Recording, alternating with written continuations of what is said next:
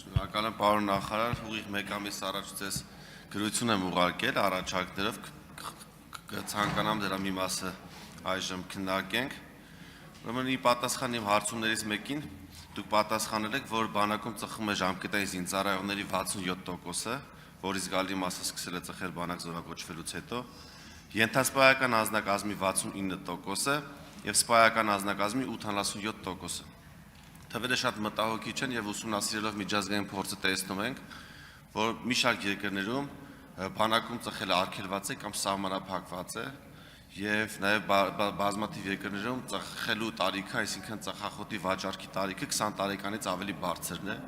Օրինակ Ճապոնիայում, Թայլանդում, Լատվիայում, Սինգապուրում, ԱՄՆ-ում, Ինդոնեզիայում, Հնդկաստանում եւ այս մասով մի շարք առաջարկներ եմ հնչեցրել, մասնավորապես ծառայության ժամկետի կրճատման մասով։ Գործընկերները արդեն նշեցին, ունենք օրինակ նույն դասարանում սովորած տղաներ, ովքեր մեկը գնացել է ծառայության ամռանը, իսկ մյուսը պետք է գնա հունվարին, ավարտում եմ, ամռանը ծառայության գնացող զինծառայողը փաստացի ավելի երկար է ավելի ուշ է զորացրվելու, քան հունվարին զորակոչվողը։ Ինչ է կարծում, կարող ենք այսպիսի խրախուսող նորմ դնենք, որ այն զինծառայողները, ովքեր որ չեն ծխի,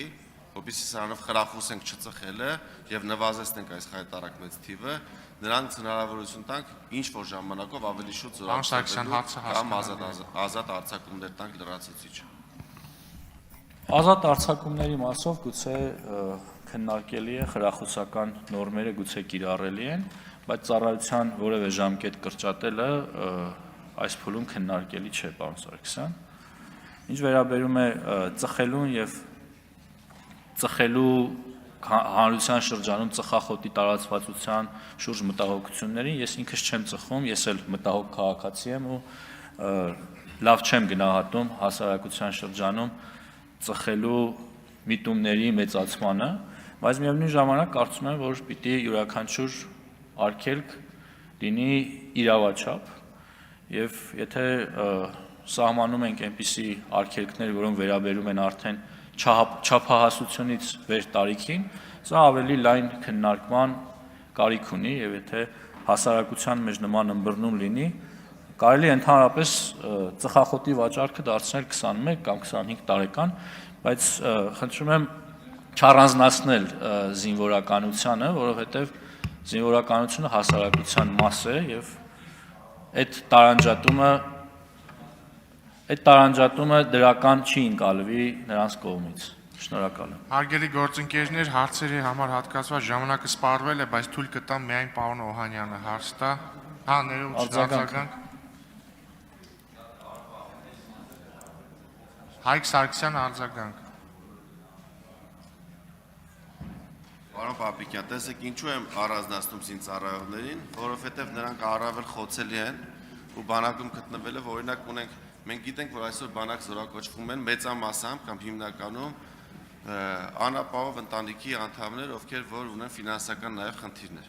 Այո, օրինակ ես ճանաչում եմ զինծառայողի միայնակ մոր, ով աշխատում է, ստանում է 100,000 դրամ աշխատավարձ, ունի նաև այլ մանկահասակ երեխաներ, եւ իր զինծառայող որդու համար պետք է նաև ամեն ամիս ուղարկի մոտ 30,000 դրամ, որպեսզի նա բանակում ծխի։ Այսինքն սա նաև սոցիալական խնդիր է առաջացնում, նաև բազմաթիվ վեճեր եւ միջանձնային հարաբերություններ եւ խոսակցություններ են տեղի ունենում բանակում ծխելու հետևանքով։ Այդ չեմ ասում, որ աշխարհում մահացությունների ամեն 5-ից մեկը դա ծխելու հետևանքով է, նաև բարձրացնում է հիվանդությունների ռիսկայնությունը, միջինում նրանք 10 տարի ավելի պակաս են ապրում